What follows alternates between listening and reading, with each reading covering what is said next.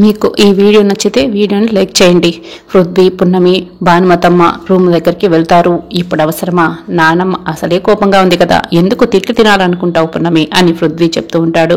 నా కోసం కాదు వకీల్ సాబ్, ఈ ఇంట్లో వాళ్ళందరి కోసం. ఈ అమ్మమ్మ గారి పైన ఉన్న భయంతో ఇంట్లో వాళ్ళెవ్వరు కూడా స్వీట్ ముట్టుకోలేదు. అమ్మ పుట్టినరోజు చేశామనే కానీ ఎవరు కూడా స్వీటే తినలేదు. మనసంతా కూడా చాలా బాధగా ఉంది. అదే అమ్మమ్మ గారితో స్వీట్ తినిపిస్తే నా బాధ అంతా పోతుంది కదా అని పున్నమి పృథ్వీకి చెప్తూ ఉంటుంది. నాన్నమ్మ పుట్టినరోజే వద్దంది కదా, కేక్ తింటుంది ఆ పున్నమి అని పృథ్వీ చెప్తూ ఉంటాడు. ప్రయత్నం చేయడంలో తప్పు లేదు కదా వకీల్ సాబ్. అమ్మమ్మ గారికి చిన్న కూతురు దూరమైనప్పటి నుంచి మీరందరూ ఆమెకి దూరంగా ఉన్నారు. ఆవిడ బాధ, కోపం అన్నీ మనసులోనే ఉన్నాయి. బాధైనా కోపమైనా బయటకు చెప్పుకుంటేనే కదా పోతుంది, మనసు తేలిక పడుతుంది. లేదంటే తలకు పెద్ద భారం అయిపోతుంది. రోజుట్లాగానే అమ్మమ్మ గారు ఈరోజు అందరితో కలిసి మాట్లాడేలా చేద్దాం ప్లీజ్ వకీల్ సాబ్ రండి అని చెప్తూ ఉంటుంది పున్నమి. సరే పున్నమి పద అని పృథ్వీ అంటాడు. పున్నమి, పృథ్వీ మాట్లాడుకుంటున్న మాటల్ని చాటుగా ఉండి కళావతి, శృతి వింటూ ఉంటారు. చూసావమ్మా, దీని మోటివేషనల్ స్పీచ్తో భావను మార్చేస్తుందంట, భావన కూడా అని చెప్తూ ఉంటుంది. మీ భావనే కాదే, మా అమ్మని కూడా మార్చేస్తుందంట అని కళావతి అంటూ ఉంటుంది. దీని పిచ్చి వెర్రితో చచ్చిపోతున్నామని కళావతి చెప్తూ ఉంటుంది. పోతే పోని అమ్మ, అమ్మమ్మ చేతిలో చెంపదెబ్బ తింటే కానీ దీనికి బుద్ధి రాదు కదా అని శృతి చెప్తూ ఉంటుంది. ఇంకోవైపు పృథ్వీ, పున్నమి, భానుమతమ్మ డోర్ ఓపెన్ చేస్తారు. కమలి ఫోటో పట్టుకుని భానుమతమ్మ ఏడుస్తూ ఉంటుంది.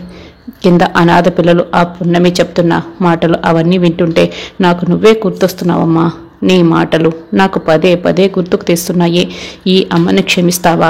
ఇన్ని రోజులు దూరం చేసుకున్న ఈ తల్లికి ఎలాంటి శిక్ష వేస్తావు? నేను బ్రతుకున్న రోజుల్లో ఒక్కసారైనా నన్ను చూడటానికి వస్తావా అని భానుమతమ్మ కమిలి ఫోటో పట్టుకొని ఏడుస్తూ ఉంటుంది. పొన్నమి, పృథ్వీ ఇద్దరు డోర్ దగ్గర ఉండి చూస్తూ ఉంటారు. వకీల్ సాబ్ చూసారా, అమ్మమ్మ గారు పైకేమో చిన్న కూతురు అంటే ఇష్టం లేదన్నట్టు మాట్లాడుతుంది, కానీ మనసులో ఎంత ప్రేమ ఉందో కనిపిస్తోందా అని పృథ్వీ పున్నమికి చెప్తూ ఉంటుంది. తల్లికి బిడ్డ దూరమైనప్పుడు ఉండే బాధ నాకు తెలుసు, బిడ్డకు తల్లి దూరమైనప్పుడు ఉండే బాధ అమ్మమ్మ గారిని చూస్తుంటే అర్థమైపోతుంది. ఎలాగైనా సరే అమ్మమ్మ గారి కూతురు ఎక్కడున్నా వెతికి అమ్మమ్మ గారి దగ్గరికి తీసుకొస్తాను, ఆ బాధ్యత నాది అని పున్నమి చెప్తూ ఉంటుంది. పున్నమి, ఈ విషయంలో నీకు ఎలాంటి సహాయం కావాలని నాకు చెప్పు, నేను చేస్తాను అని పృథ్వీ చెప్తూ ఉంటాడు. సరే వకీల్ సాబ్, ముందు ఎలాగైనా అమ్మమ్మ గారితో ఈ స్వీట్ తినిపించాలి, లోపలికి వెళ్దాం పదండి అని పున్నమి చెప్తూ ఉంటుంది. అప్పుడే భానుమతమ్మ డోర్ వైపు చూస్తుంది. ఎవరు అక్కడుంది అని అడుగుతూ ఉంటుంది. పున్నమి, పృథ్వీ లోపలికి వెళ్తారు. ఏంటి, ఎందుకు వచ్చారు మీరు అని భానుమతమ్మ కోప్పడుతుంటుంది. అమ్మమ్మ గారు ఈ స్వీట్ తీసుకోండి అని పున్నమి ఇస్తుంది. నాకొద్దు, ఇక్కడి నుంచి వెళ్ళిపోండి అని భానుమతమ్మ చెప్తూ ఉంటుంది. నానమ్మ, నేను చెప్పేది వినవా అని పృథ్వీ అంటూ ఉంటే భానుమతమ్మ పృథ్వీని కొట్టడానికి చెయ్యెత్తుతుంది. వెంటనే చెయ్యి కిందకు దించుతుంది. ఎందుకు నానమ్మ కొట్టడానికి చెయ్యెత్తి దించుతావెందుకు అని పృథ్వీ అడుగుతూ ఉంటాడు. ఎందుకురా, నన్ను ప్రశాంతంగా ఎవరు ఉండనివ్వరా? నా అంతటా నేను ఈరోజు ఎవ్వరి మొహం చూడకుండా గదిలో ఉండాలనుకున్నాను. పొద్దున్నుంచి ఎవరో ఒకరు వచ్చి నన్ను ఇబ్బంది పెడుతూనే ఉన్నారు అని భానుమతమ్మ చెప్తూ ఉంటుంది. అమ్మమ్మ గారు, మీకు చెప్పే అంతటిదాన్ని నేను కాదు. ఒంటరిగా ఉండటం అంటే గదిలో డోర్లు వేసుకొని ఉండడం కాదు, నలుగురు మధ్యలోకి వచ్చి మనసులో ఉన్న బాధను చెప్పుకొని మనసులో ఉన్న బాధను తగ్గించుకోవడం అని పున్నమి చెప్తూ ఉంటుంది. నీ కోపం, బాధ తగ్గాలంటే ఏం చేయాలో చెప్పునానమ్మా, నీ కోసం నా ప్రాణమైనా ఇస్తాను అని పృథ్వీ అంటూ ఉంటాడు. పృథ్వీ అని భానుమతమ్మ పృథ్వీ నోటికి చెయ్యి అడ్డుగా పెట్టేస్తుంది. పృథ్వీ, కోపంలో చెయ్యెత్తాను, అవేమి మనసులో పెట్టుకోకు అని భానుమతమ్మ చెప్తూ ఉంటుంది. ఎప్పుడైనా కొట్టునానమ్మా, చిన్నప్పుడు ఎలాగో నీ చేతి దెబ్బలు తినలేదు కదా అని పృథ్వీ చెప్తూ ఉంటాడు. దొంగ మనోడా అంటూ భానుమతమ్మ నవ్వేస్తుంది. నానమ్మ, ఇప్పుడైనా స్వీట్ తీసుకోండి అని పృథ్వీ అంటాడు. నాకొద్దు పృథ్వీ అని భానుమతమ్మ అంటుంది. మీ పైన ఉన్న భయంతో ఇంట్లో ఎవ్వరు కూడా స్వీట్ తీసుకోలేదు అమ్మమ్మ గారు. చివరికి మీ మనవడికి ఆకలిస్తున్నా కూడా నానమ్మ తిన్నాకే తింటాను అన్నాడు అని పున్నమి చెప్తుంటుంది. నీకు ఇంత మొండి పట్టుదల ఎక్కడి నుంచి వచ్చిందిరా పృథ్వీ అని భానుమతమ్మ అడుగుతూ ఉంటుంది. అంతా నీ పోలికేనానమ్మా అని పృథ్వీ చెప్తూ ఉంటాడు. నాకొద్దు పృథ్వీ అని భానుమతమ్మ అంటుంది. ఈ రోజు నువ్వు ఏమీ తినకుండా పస్తులున్నావని అత్తయ్యకి తెలిసిందే అనుకో, అత్తయ్య ఎంత బాధపడుతుంది? అత్తయ్య పుట్టినరోజు నాడు అందరికీ స్వీట్స్ పంచాలి, కానీ పస్తులుంటే అత్తయ్య నిజంగానే తాను కూడా తినకుండా ఉంటుంది అని పృథ్వీ అంటాడు.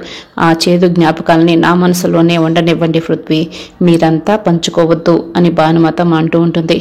అయితే ఇప్పుడు నువ్వు స్వీట్ తినాలి, లేకపోతే నేను ఇక్కడే ఉంటాను అని పృథ్వీ అంటాడు. భానుమతమ్మ స్వీట్ తింటుంది. ఇదంతా కళావతి, శృతి డోర్ దగ్గర నిలబడి చూస్తూ ఉంటారు. ఇంకా వాళ్ళు ఒక్కసారిగా షాక్ అయిపోతూ ఉంటారు. ఇంకా పృథ్వీ, పున్నమి సంతోషంగా భానుమతమ్మ రూమ్ నుంచి బయట వస్తారు. పృథ్వీ స్వీట్ ఎదురా అని సావిత్రి అడుగుతుంది. నానమ్మ తినేసిందమ్మా అని సావిత్రికి చెప్తూ ఉంటాడు. నిజమా అని సావిత్రి అడుగుతూ ఉంటుంది. నిజమే అత్తయ్య గారు. కళావతి పిన్ని, మేము చెప్పేది మీరు నమ్మకపోతే వెళ్ళి అమ్మమ్మ గారిని అడగండి, అమ్మమ్మ గారే చెప్తారు అని పున్నమి చెప్తూ ఉంటుంది. మీరేం చెప్పి మా అమ్మతో స్వీట్ తినిపించారు, మాకేం తెలుసు అని కళావతి అంటూ ఉంటుంది. మా దగ్గర చెప్పడానికి అబద్ధాలు లేవు పిన్ను గారు అని పున్నమి అంటూ ఉంటుంది. ఇందాక షుగర్ టాబ్లెట్లు తీసుకువెళ్తే నా పైన విరుచుకుపడ్డారు. అసలు అత్తయ్యతో మీరు ఎలా స్వీట్ తినిపించారు పున్నమి అని సావిత్రి అడుగుతుంది. అంతా మీ అబ్బాయే చేశారు అత్తయ్య అని పున్నమి చెప్తూ ఉంటుంది.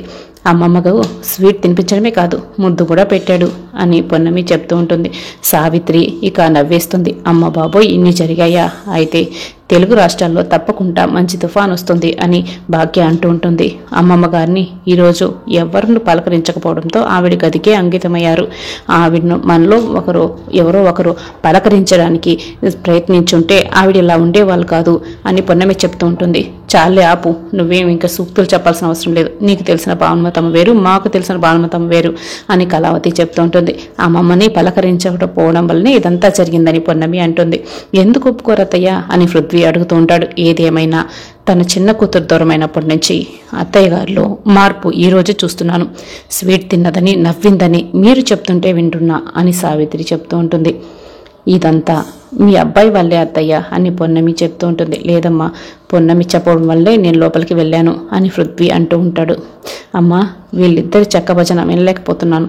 అమ్మమ్మ మన వైపు ఉంటుందనుకుంటే అమ్మమ్మ సడన్గా మారిపోతుంది అంటున్నారేంటే అని శృతి అడుగుతుంటుంది. అదే నాకు అర్థం కావాలదే అని కళావతి కూడా చెప్తూ ఉంటుంది. పొద్దున్నే లేచి నీ మొహం చూసినప్పుడే అనుకున్నా ఏదో జరగబోతుందని, అనుకున్నది ఒకటి కూడా జరగడం లేదు అని శృతి చెప్తూ ఉంటుంది. వకీల్ సాబ్, బయట అమ్మ ఫోటో, ఇంకొన్ని స్వీట్స్, చాక్లెట్లు ఉన్నాయి, వెళ్ళి తీసుకొద్దాం పదండి అని పున్నమి చెప్తూ ఉంటుంది. శృతి, అమ్మమ్మ ఏం చేస్తుందో చూద్దామా అని కళావతి చెప్తూ ఉంటుంది. శృతి, కళావతి భానుమతమ్మ రూమ్లోకి వెళ్తారు. భానుమతమ్మ కనిపించదు. ఏంటే, నిజంగానే స్వీట్ తిన్నదేమోనని మా అమ్మని అడుగుదామనుకుంటే మా అమ్మ కనిపించట్లేదు, తీరిగ్గా వాష్రూమ్లో ఉన్నట్టుంది అని కళావతి చెప్తూ ఉంటుంది. ఇంతలో భానుమతమ్మ ఫోన్ రింగ్ అవుతుంది. కళావతి నెంబర్ ఎవరు దాన్ని చూస్తూ ఉంటుంది. ఫోన్ లిఫ్ట్ అయిపోతుంది. ఓసి, ఫోన్ లిఫ్ట్ అయిందే అని కళావతి శృతికి చెప్తూ ఉంటుంది. మాట్లాడమ్మా శృతి అంటుంది. హలో అని కళావతి అంటూ ఉంటుంది. నేను డిటెక్టివ్ పరశురామ్ని, మీ కూతురు గురించి ఎంక్వైరీ చేయమన్నారు కదా భానుమతమ్మ గారు అని ఫోన్లో అతను మాట్లాడుతుంటాడు. కళావతి ఒక్కసారిగా షాక్ అయిపోతుంది. అమ్మమ్మ వస్తుంది అని శృతి చెప్తుంది. కళావతి ఫోన్ కట్ చేస్తుంది. మీరు ఎక్కడేం చేస్తున్నారని భానుమతి వాష్రూమ్లో నుంచి అడుగుతూ ఉంటుంది. నీ ఫోన్ రింగ్ అయిందమ్మా అని కళావతి భానుమతమ్మకు ఫోన్ ఇస్తూ ఉంటుంది. ఎందుకు లిఫ్ట్ చేసావు అని భానుమతమ్మ కళావతిని అడుగుతూ ఉంటుంది. అనుకోకుండా లిఫ్ట్ అయిందమ్మా అని కళావతి చెప్తూ ఉంటుంది.